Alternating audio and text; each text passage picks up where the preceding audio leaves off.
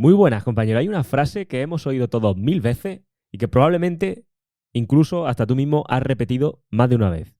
Y es la siguiente: las mujeres son más emocionales que los hombres. Esto es una idea tan repetida, tan aceptada, tan presente en la cultura popular, tan presente en la, entre comillas, red pill, tan presente en la seducción, en las conversaciones de bar, que casi nadie se molesta en cuestionarla. Lo damos por hecho. Nos parece evidente. Tan evidente que cuando alguien la cuestiona, lo miramos como si negara que el sol sale por el este. Pero, ¿esto es cierto? Porque de un tiempo a esta parte han salido un montón de corrientes señalando precisamente a aquellos que afirmaban con rotundidad que las mujeres eran más emocionales que los hombres. ¿Es cierto esto? Esta es la pregunta que vamos a destripar en el episodio de hoy. Y te garantizo dos cosas. La primera, que vamos a mirar a la evidencia, honestamente, con sus matices, sus controversias y con sus puntos ciegos. Te voy a poner sobre la mesa todo lo que hay respecto a esto. Quiero convertir este episodio en la Biblia que responda, ¿no? Digamos, en el centro de recursos que responda definitivamente a la cuestión de si las mujeres son más emocionales o no. Eso es lo primero que te prometo con este episodio. Lo segundo es que la respuesta que te voy a dar, la respuesta a la que vamos a llegar, no es la respuesta que la corrección política querría que escucharas, pero tampoco es la versión simplista que circula por ahí. Es una respuesta bastante más interesante y bastante más útil. Así que bueno, si eres nuevo por aquí, déjame que me presente rápido. Me conocen como Dani Raya en este sector y llevo 11 años estudiando, investigando y experimentando todo lo que tiene que ver con las relaciones entre hombres y mujeres desde un enfoque de la biología evolutiva. Y los últimos 6 años he estado divulgando todo mi conocimiento a través de este proyecto y he podido ayudar a más de 2.500 hombres, solteros, en relación o separados, a tener más y mejores relaciones con las mujeres aplicando ese mismo enfoque. Bien, aclarado esto, vamos a empezar con el episodio y te garantizo que te vas a tener que agarrar a la silla porque se vienen curvas.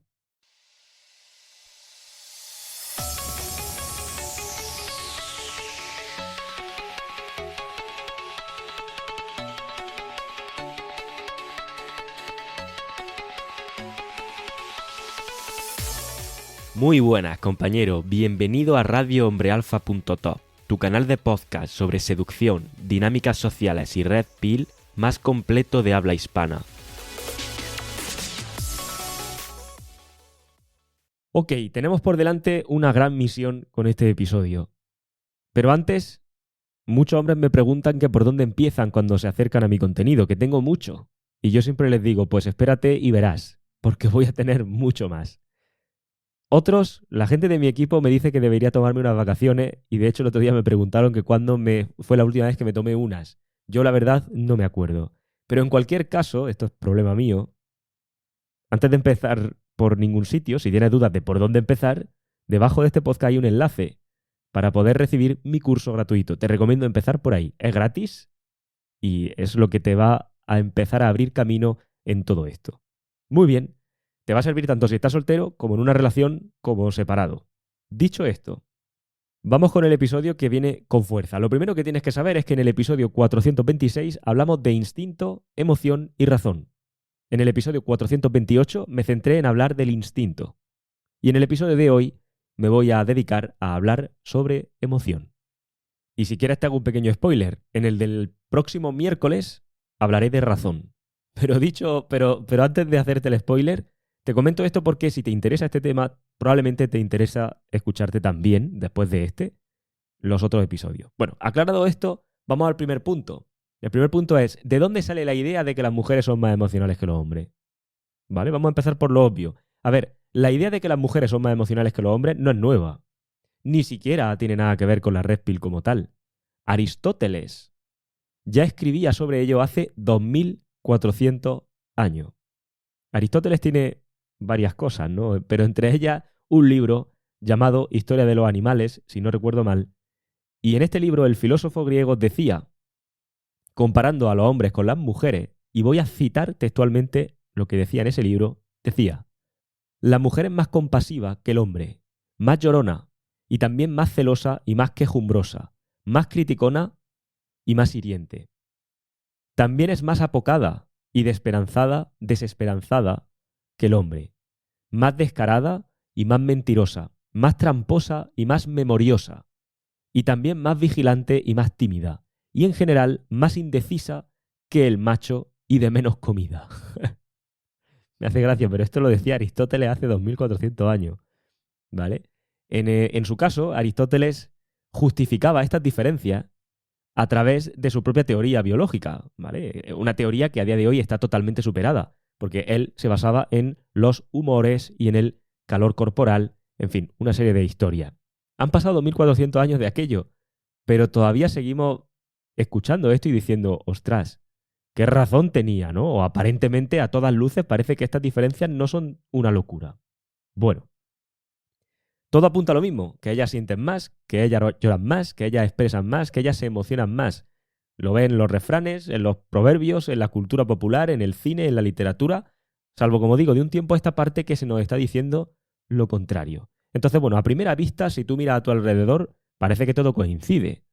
Parece que las mujeres hablan más de sus sentimientos, que lloran más en público, que se emocionan con películas que a lo mejor a ti no te dicen nada, que se enfadan por cosas que tú considerarías triviales, que recuerdan con detalle conversaciones de hace años con su carga emocional intacta. Y tú, en cambio, como hombre, eres más contenido. Eres más de procesar las cosas por dentro, de reaccionar menos emocionalmente y que si lo haces, pues normalmente lo que haces es estallar en ira, más que en lágrimas. Además, cuando hablas sueles ir al grano.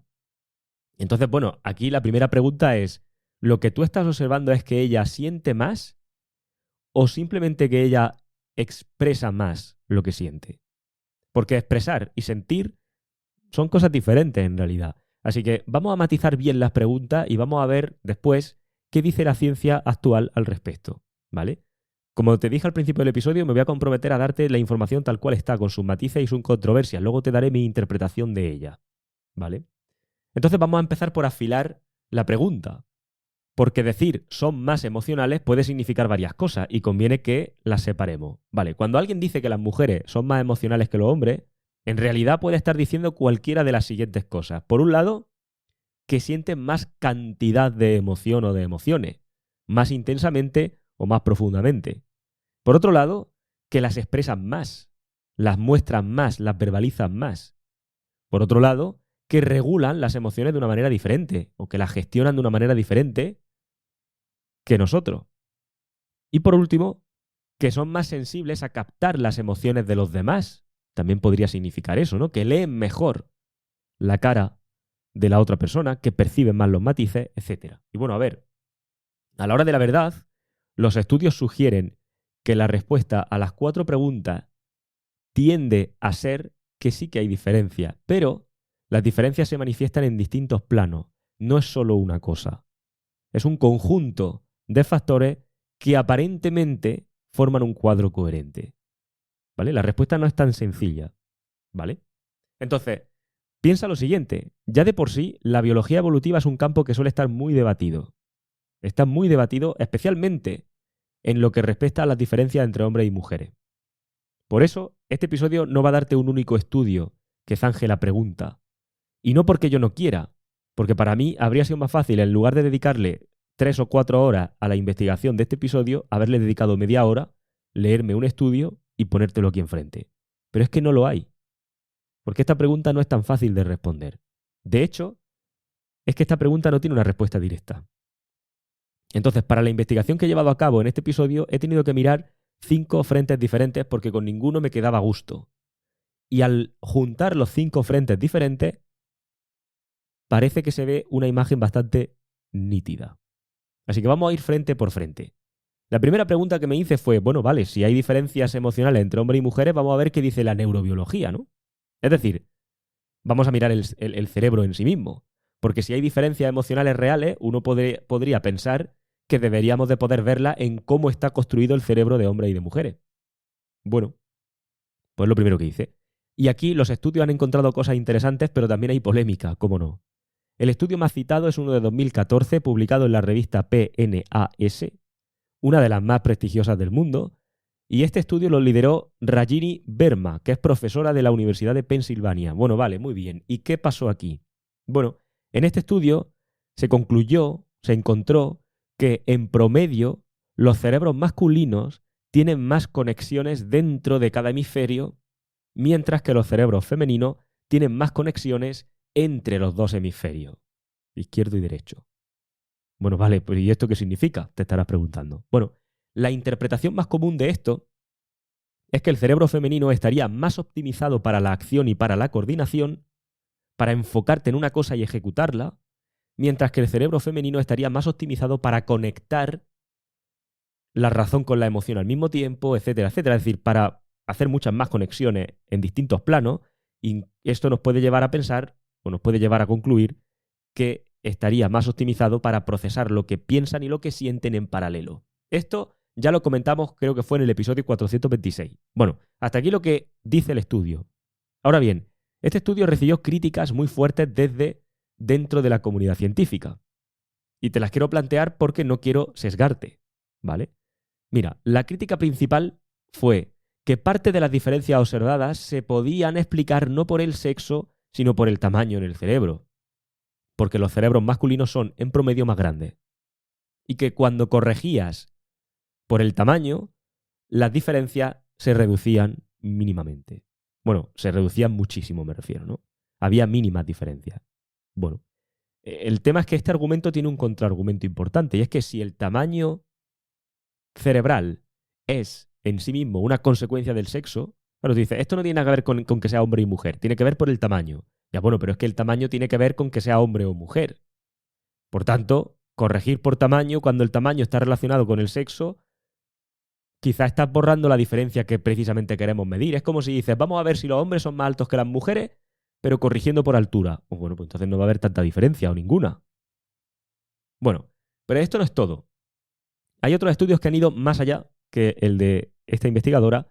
Y, por ejemplo, investigaciones de Larry Cahill, de la Universidad de California, mostró que la amígdala, que es la estructura del cerebro más involucrada en el procesamiento emocional, responde de forma distinta a los estímulos emocionales según el sexo.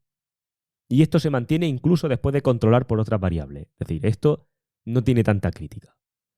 Bueno, vale. ¿Y cuál es la conclusión razonable desde el punto de vista neurobiológico entonces? Bueno, la conclusión es que hay diferencias cerebrales documentadas, pero que aún está abierto a debate. Porque estas diferencias no son realmente tan significativas como para poder afirmar rotundamente que las mujeres y los hombres somos claramente distintas, es decir, distintos. Es decir, cuando vemos la diferencia del cerebro y de las conexiones, bueno, sí, hay ciertas diferencias, pero tampoco es una locura, ¿eh? Es decir, ningún científico serio va a negar que hay diferencias, pero claro, lo que sí que se discute es cuánto pesan estas diferencias, cuánto importan realmente estas diferencias si son muy pequeñas. Así que, como en la neurobiología no parece haber nada determinante, me fui a otro campo y me planteé, oye, ¿qué hay de las hormonas?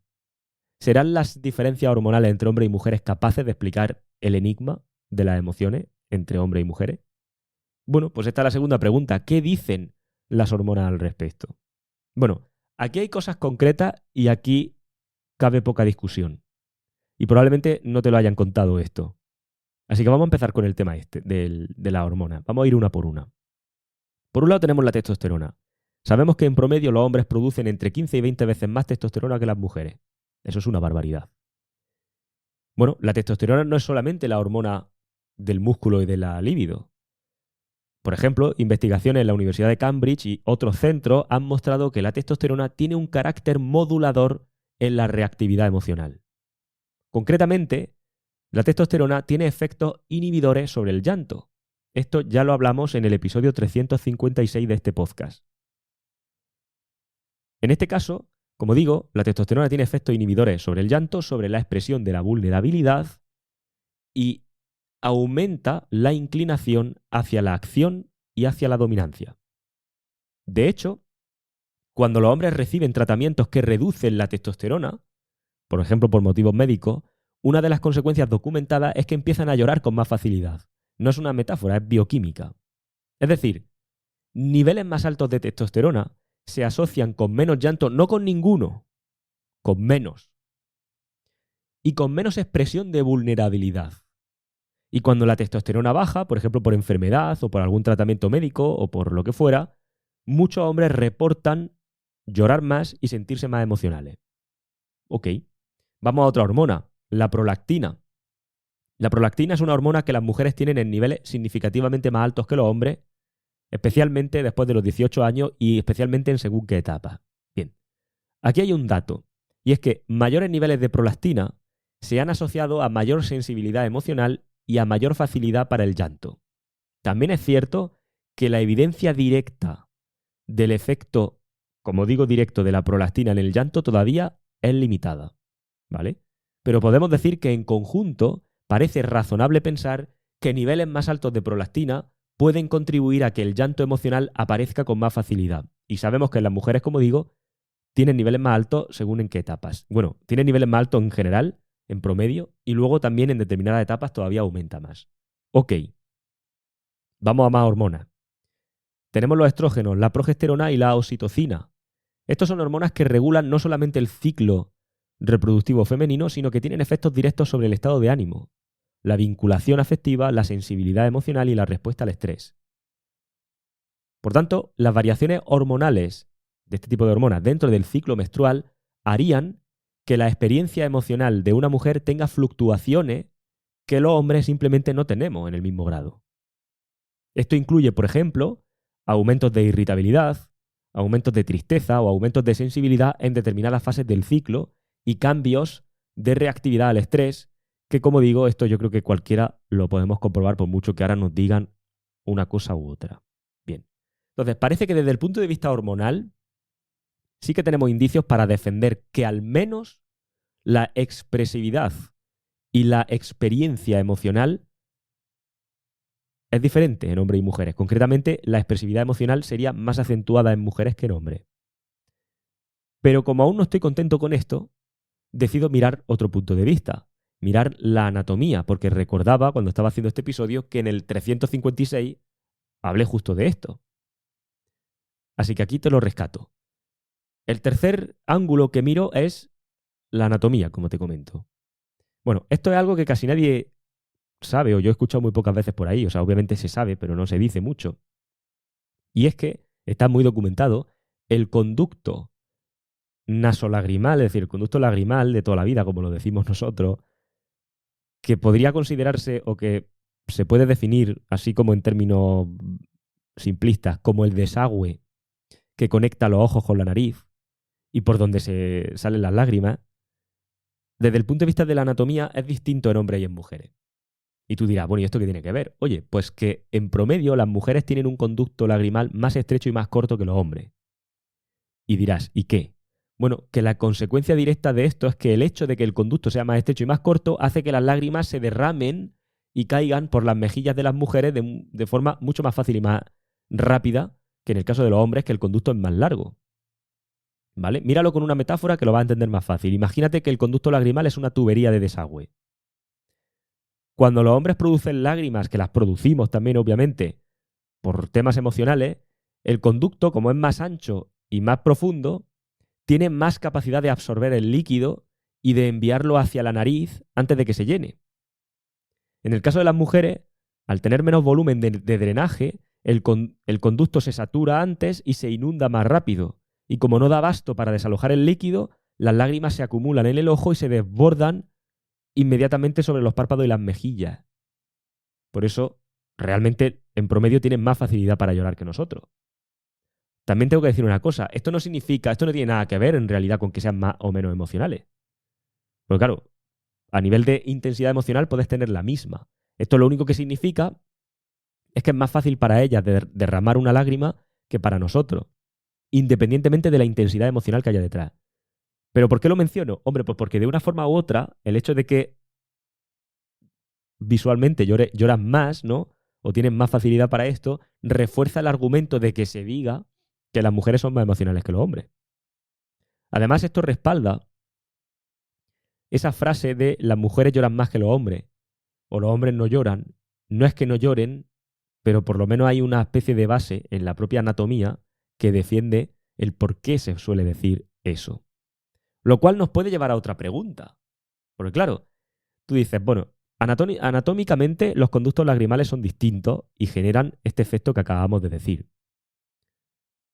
hombre, evolutivamente hablando, si nos metemos ya desde un punto de vista evolutivo, esto significa que durante cientos de miles de años de evolución se ha favorecido esta diferencia. Claro, si se ha favorecido una diferencia, desde el punto de vista evolutivo, cuando esto ocurre, es porque esa diferencia aporta una ventaja evolutiva. Es decir, que el hombre tenga el conducto lagrimal más largo y más ancho es por algún motivo que favorece la reproducción o la supervivencia, y las mujeres igual, pero al revés. Claro, esto ahora te voy a abrir el melón de la evolución, ¿vale? Pero de momento quédate con que hasta aquí, cuando juntan la hormona, la anatomía y tal, nos encontramos un sistema biológico femenino que está diseñado literalmente para experimentar y expresar la emoción de una manera diferente a la nuestra. No digo que sea mejor ni peor, diferente, ¿vale? Ok, pues vamos a mi favorito, vamos a meternos en mi enfoque favorito. ¿Qué dice la evolución al respecto? Aquí es donde, desde mi punto de vista, todo cobra sentido, pero también te digo, esta es la parte más sujeta a interpretación. En cualquier caso, en este punto o en este momento del episodio surge una pregunta y es, claro, si los hombres y mujeres procesamos las emociones de forma distinta, lo lógico es preguntarse, bueno, ¿y esto por qué?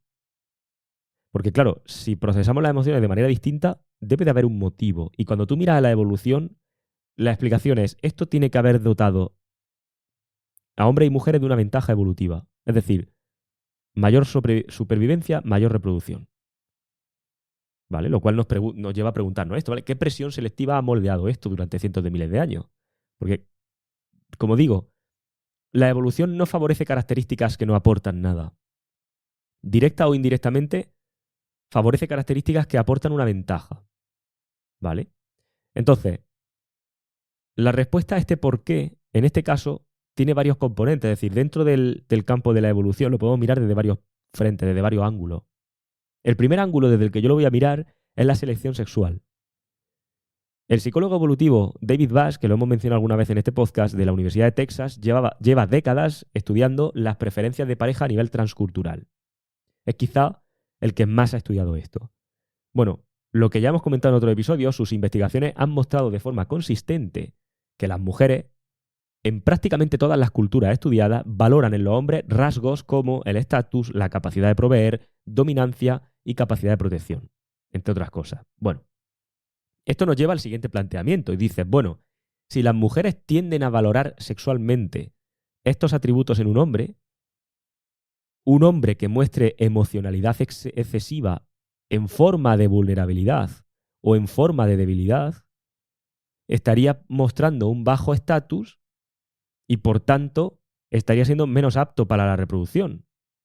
Lo cual podría significar que durante cientos de miles de años, los hombres que mostraban menos vulnerabilidad emocional o menos debilidad, tenían más posibilidades de ser elegidos como pareja, de mantener su estatus en el grupo y por tanto de transmitir sus genes. Por tanto, si esto que acabo de decir es cierto, la selección natural, sin que nadie lo planificara, fue inclinando la balanza hacia hombres más contenidos emocionalmente con este tipo de emociones. Que eso no quiere decir que no sientan emociones. Porque aquí lo que estamos hablando es que están contenidos emocionalmente y que no las expresan. Por eso dije al principio del episodio que había que definir muy bien cuál es la pregunta. Porque probablemente las mujeres y los hombres somos igual de emocionales. Y la diferencia está en cómo experimentamos, expresamos y regulamos o gestionamos esas emociones. ¿Ok? En cualquier caso, esto tiene sentido. Además, esto que acabo de decir de la evolución es consistente con otros estudios que demuestran que los hombres en promedio, fíjate, expresan más ira y menos tristeza o menos miedo que las mujeres. Es decir, que expresar emociones expresamos. Por eso, de ahí que mucha gente a lo mejor diga, no, pero si en realidad los estudios demuestran que son igual de emocionales. Bueno, vale. Igual de emocionales, ¿qué quiere decir? Porque somos igual en el sentido de que experimentamos a lo mejor la misma cantidad de emociones. Pero ¿qué emociones exactamente? Porque cuando nos centramos en esto nos damos cuenta de que hay estudios que demuestran que no expresamos las mismas emociones.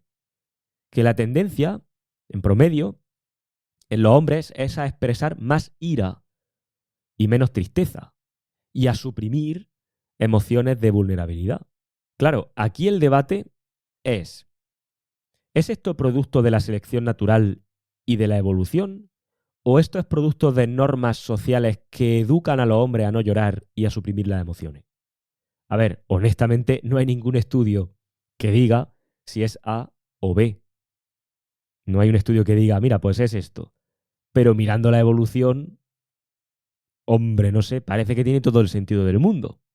Pero bueno, vamos a seguir mirando otro ángulo dentro del campo evolutivo, ¿vale? En este caso, vamos a mirarlo no desde el lado de la selección sexual, es decir, desde el lado de que como las mujeres se atraen más por ciertos atributos, la evolución ha favorecido eso, sino desde el lado de la competencia intrasexual. Es decir, los hombres no solamente competíamos por las mujeres, competíamos también entre hombres. Competíamos y competimos. Es decir, competimos por un rango dentro del grupo, por una jerarquía. Bajo ese contexto, mostrar debilidad o emociones de vulnerabilidad delante de otros hombres podría ser una forma rápida de perder posición. Esto, de nuevo, que como digo, de repente es como cuando tú lo miras las cosas desde un punto de vista evolutivo, la mayor parte de las veces, no digo siempre, pero en algunas ocasiones, tú lo que lanzas es una hipótesis, como la que acabo de lanzar. Dice, hombre, si los hombres compiten entre sí por cierto estatus, mostrar debilidad te bajaría el estatus frente a esos otros hombres y entonces tendría sentido que la evolución haya favorecido a hombres que son más contenidos en este sentido para poder mantener esa jerarquía. Es una hipótesis que hemos lanzado ahí. Y luego tienes que ver un montón de ramas más. Y muchas veces estas ramas respaldan esa hipótesis. Pero claro, no hay un estudio que confirme, no, esto es así. No lo hay. ¿Vale? Pero en este caso, esto que acabo de decir encaja con otro hecho. Y es que la testosterona sube en contextos de competencia y baja cuando perdemos. Y acuérdate de lo que hemos dicho antes de la testosterona, que justamente inhibía el llanto y hacía, ¿no? Como una especie de, esto cógelo con pinzas, pero como una especie de tapón en cuanto a emocionalmente hablando. Entonces, de repente, la hipótesis que hemos soltado evolutivamente, desde el punto de vista evolutivo, aparentemente tiene algo a donde acogerse. Es como si la testosterona estuviera diseñada para promover la dominancia y suprimir señales de vulnerabilidad, y en contextos de competencia sube. Y cuando pierdes, baja. ¿Ok? Bueno, de nuevo, como digo, el debate está abierto, pero empieza a tener mucho sentido. Vamos a mirar otro ángulo dentro de la evolución. El instinto del cuidado. Vale, las mujeres no solamente cuidaban de sus crías, sino que la supervivencia de estas crías, por llamarlo de alguna manera, dependían de la capacidad femenina para ser capaces de leer al bebé que no podía hablar. Tú tienes que saber interpretar qué le pasa al bebé, que al final está expresando emociones, pero no habla.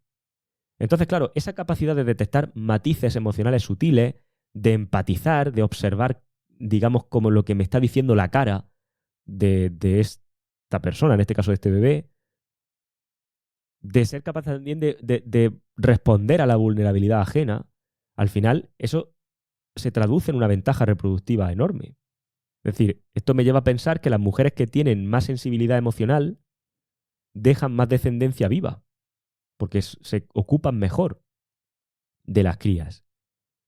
Y claro, si las mujeres actuales son descendientes de esas mujeres, por tanto, cabe pensar esto. De nuevo, una hipótesis respaldada también por otro tipo de estudios donde se demuestra que las mujeres son más hábiles a la hora de leer emociones y de leer, digamos, como interpretar la cara de la gente que está expresando emociones, ¿no?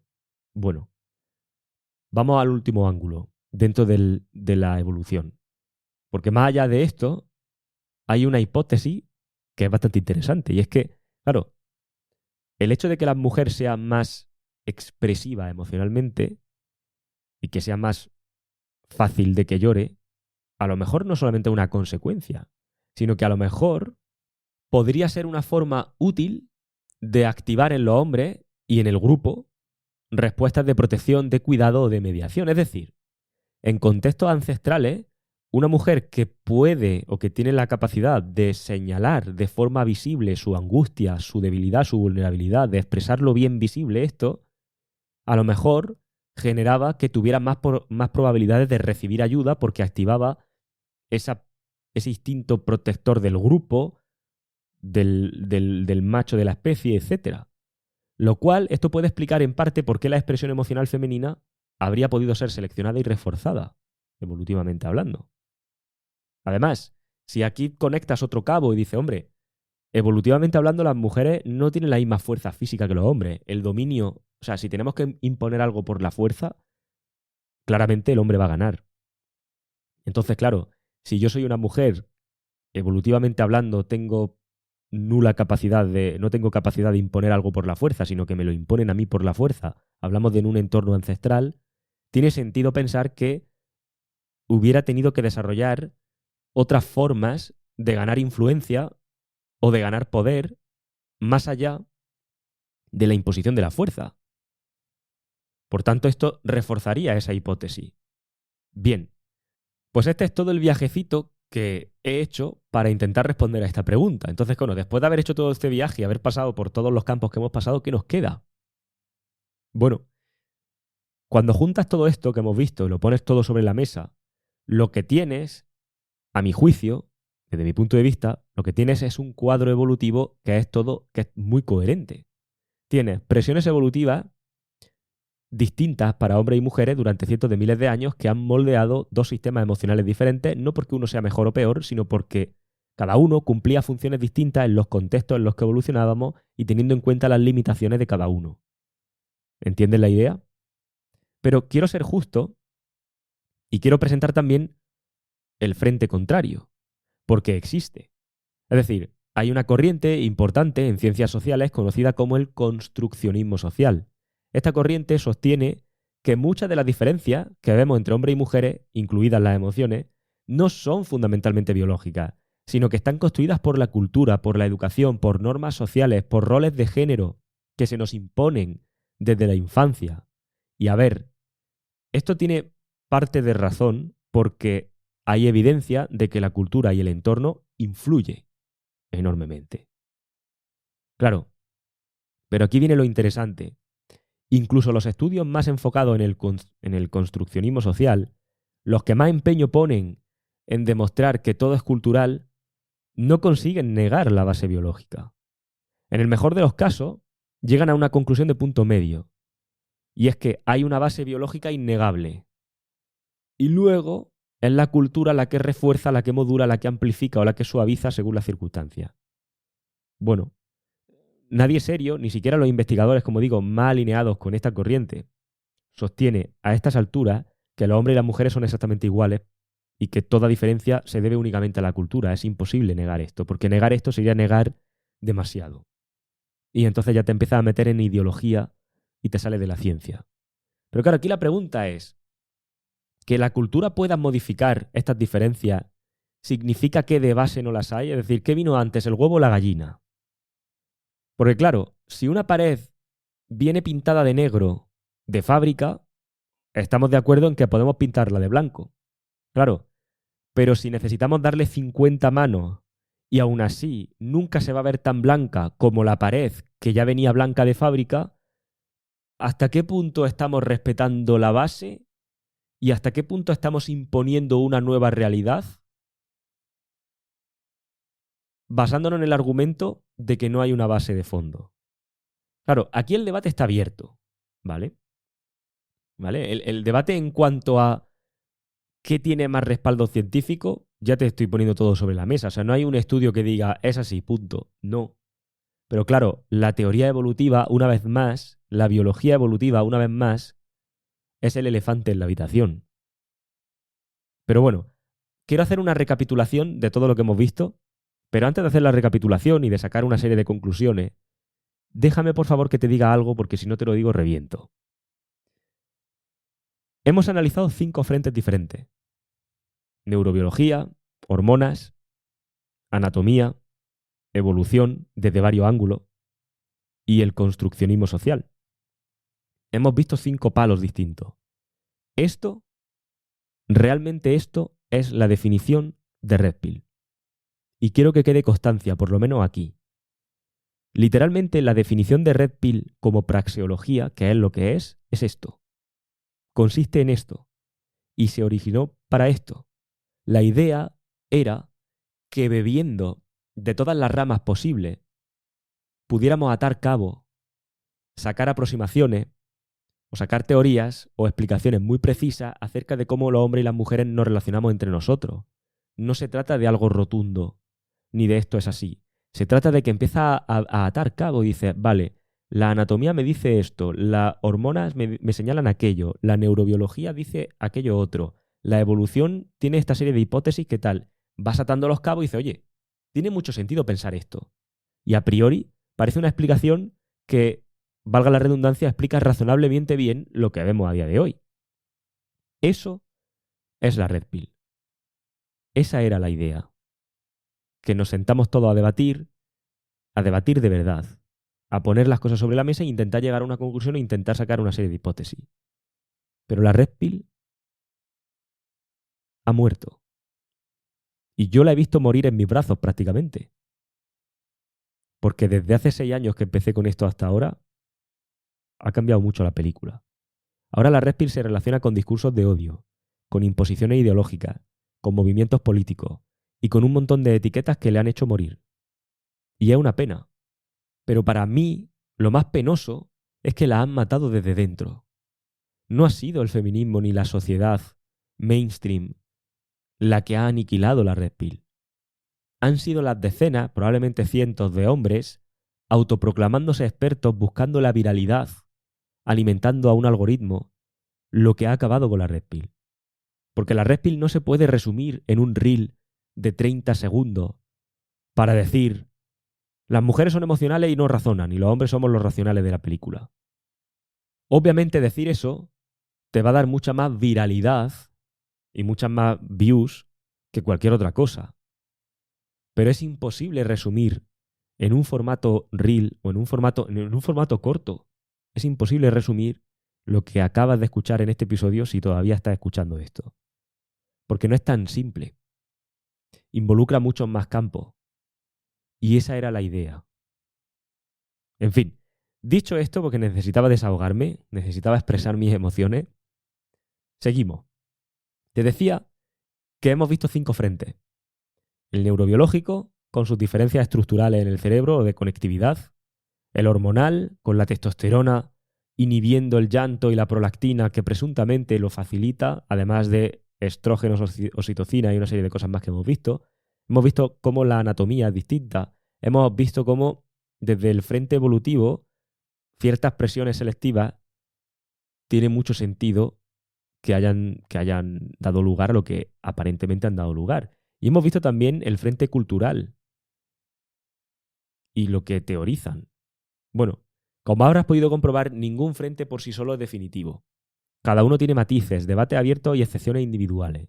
Pero cuando los pones todos juntos, y esta es mi interpretación personal con la que no tienes por qué estar de acuerdo, yo te he puesto todo esto encima de la mesa, saca tú las conclusiones que quieras. Yo voy a sacar una. Cuando ves todo esto, a ver, surge una imagen, a mi juicio, muy nítida y muy coherente que apunta en una dirección y que aparentemente le da explicación a algo que vemos cada día en nuestra vida. ¿Y esa dirección cuál es? No es que las mujeres sean más emocionales que los hombres en cuanto a cantidad de emociones que experimenten. Quizás experimentemos las mismas. Pero ellas expresan y experimentan las emociones de una manera diferente a nosotros. Y regulan las emociones de una manera diferente a nosotros. Y ahí es donde radica la diferencia. No hay un único estudio que demuestre esto. Pero la convergencia de toda la evidencia disponible, desde el cerebro hasta el conducto lagrimal, pasando por la hormona y llegando a la evolución, apunta a que existe una diferencia real en cómo uno y otro experimentamos, procesamos y expresamos las emociones. Repito, no es que las mujeres sientan más cosas que los hombres en términos absolutos, es que las sienten con un tipo de intensidad, las procesan con un tipo de profundidad, las expresan de un tipo de forma, las verbalizan con una naturalidad que es diferente a la nuestra y las regulan también con una serie de estrategias diferentes. Y los hombres, por nuestra parte, tenemos un sistema emocional que tiende a inhibir la vulnerabilidad, a orientar la respuesta hacia la acción, a procesar más internamente y a expresar menos. No porque sintamos menos, sino porque quizás cientos de miles de años de evolución nos diseñaron así por motivos que tenían todo el sentido en el contexto en el que hemos evolucionado. Esta sería la respuesta honesta a la pregunta del título. Sin dogmas, sin ideología y sin resentimiento ninguno. Con todos los matices que haga falta. Como digo, la respuesta con el 100% de certeza no la sabemos. Y lo que está claro es que ahora mismo toda la sociedad apunta en que las diferencias son ocasionadas por un constructo social, por normas sociales y por roles de género. Ese es el punto, eso es lo que dice la sociedad actualmente. Claro, y yo me pregunto, ¿y si se equivocan? ¿Qué efecto tiene o puede llegar a tener jugar a ser Dios? Porque te voy a dar un dato que no necesariamente está relacionado con lo que te acabo de decir, ¿eh? Pero es un dato del que me gustaría hablar. Según los datos más recientes de la Organización Mundial de la Salud, del Centro para el Control de Enfermedades de Estados Unidos y de la Oficina Nacional de Estadística del Reino Unido, los hombres mueren por suicidio aproximadamente 3 o 4 veces más que las mujeres en prácticamente todos los países occidentales. En Estados Unidos, en 2024, los hombres representaron casi el 80% de todos los suicidios. Me parece que era el 79%, pero bueno. Esto no es una anomalía estadística o una cosa rara. Esto parece ser una pauta consistente, especialmente en Occidente. ¿Y qué tiene que ver esto con todo lo que hemos hablado hoy? Hombre, pues la verdad es que no lo sé. Pero hay una hipótesis sobre la que quizá tiene sentido que reflexionemos. Si llevamos décadas diciéndole a los hombres que la única forma correcta de procesar las emociones es la femenina, verbalizándolas, compartiéndolas, llorándolas, abriéndose, y a quienes no lo hacen así se les acusa de estar reprimidos, de estar emocionalmente cerrados, de ser tóxicos, que tampoco sabemos si esto es cierto, igual que no sabemos la otra corriente, pero ¿y si se equivocan? Porque como acabamos de ver, con todos los datos sobre la mesa, los hombres no parecemos estar diseñados biológicamente para procesar las emociones de esta forma. No porque no podamos, sino porque aparentemente tenemos hormonas, estructuras, anatomías y una herencia evolutiva que parece predisponernos a procesarla de otra forma. ¿De qué forma? A través de la acción, a través del silencio, a través de la contención, de hacer cosas con otro hombre sin necesariamente verbalizar lo que sentimos, a través de canalizar el dolor en proyectos, en esfuerzo físico o en construir algo. Y yo me pregunto, ¿y si al imponer a generaciones enteras de hombres que adopten una forma de procesar emociones que va contra su biología, sin darle alternativas que funcionen para ello, ¿y si al hacer esto hemos creado una crisis silenciosa? ¿Y si este es uno de los factores que han dado lugar a generaciones de hombres que se encuentran atrapados entre una forma de procesar que no es la suya y la pérdida de los espacios masculinos donde su forma natural sí tenía sentido? Sin tribu, sin propósito, sin referente y muchas veces sin salida. ¿Y si vivimos en una sociedad que aboga por la salud psicológica y por la terapia? Pero ¿y si esta terapia estuviera enfocada más para mujeres que para hombres? Porque nunca atendió a que hubiera unas diferencias significativas. ¿Realmente es útil una terapia tan enfocada en las emociones como la actual para los hombres?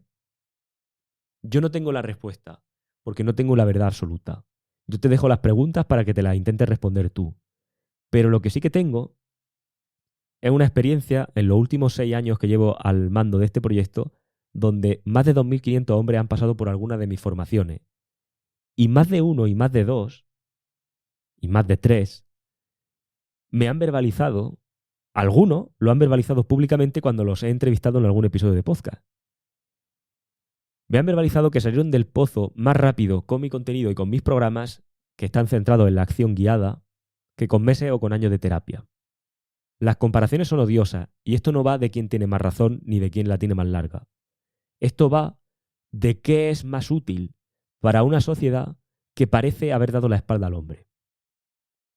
Por tanto, si eres hombre y has sentido alguna vez que tu forma de procesar las emociones está mal, que hay algo mal en ti, que estás cerrado, que deberías de abrirte más, plantéate lo siguiente, quizá no estás roto. A lo mejor, probablemente, no necesitas seguir ese camino imitando a las mujeres. Quizá lo que necesitas sea recuperar formas masculinas de procesar lo que sientes.